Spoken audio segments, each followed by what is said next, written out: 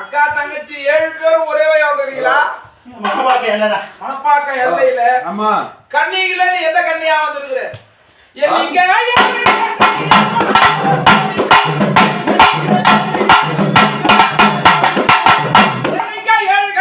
கன்னி பாவல எந்த கன்னி? அக்கா தங்கச்சி 7 பேரும் வந்திருக்கீங்க. 7 பேரும் ஒரே முகமா வந்திருக்கீங்க. இந்த பூஜையில நீ நாளிலே யாரோ திங்கச்சவா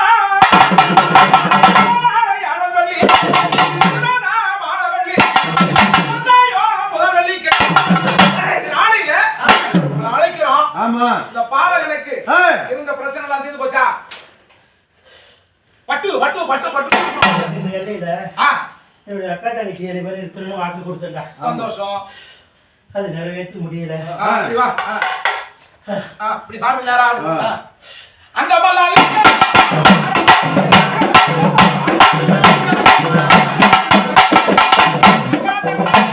இந்த எல்லையில திரும்ப வாக்கு கொடுத்துருக்கிற இந்த பாலகம் உனக்கு கை வந்திருக்குது. இந்த எல்லைக்கு வர முடியாம என்ன கட்டு போட்டு வச்சுட்டாங்க. சரி அந்த பாலகனையும் இப்படியாங்க கட்டு போட்டு இருக்கு. அவனை உடல் வச்சிருக்கலாமா ஆக்கி சரி என்னுடைய எல்லைக்கு வர முடியும். இந்த இடத்துக்கு வரக்கூடாதுன்னு பண்ணிட்டாங்க. சரி இப்போ இந்த பாலகமுடி மேல வந்திருக்கிறிய இந்த பாலகனுடைய பிரச்சனை எல்லாம் தீர்ந்து போச்சா? ஒன்னும் அப்படியே தான் இருக்குதா? இருக்குடா இருக்கு. அது எல்லாம் என்ன செய்தா அந்த பாலகனுடைய பிரச்சனைகள் தீரும்?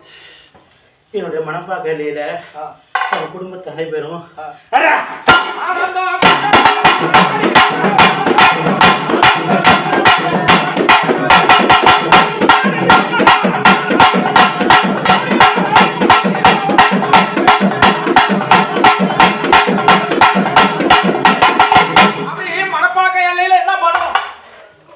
குடும்பத்தார் அனைவரும் என்னோட அக்கா தங்கச்சி நேர்ல தலைமுழுகி அவ ஆடையை கைட்டி வருவான்டா. அதெல்லாம் தீர்ந்து போகுமா? சோமாய்க்கு கொடுக்குறேன்டா. அக்கா வாக்குடா கண்டிப்பா சத்தியம் வாங்க கொடுக்குறேன்டா. அதெல்லாம் வேணாம். சத்தியம்லாம் நம்பாத இருக்கக்கூடாது, நம்பிதான் ஆகணும். எந்த குறையும் இல்லாம அவங்க எல்லாரையும் கட்டி காப்பாற்றி கொடுங்க. பக்கத்துல இருக்கிறீங்களா? குடும்பம் அதை வாங்கிக்கிறீங்களா?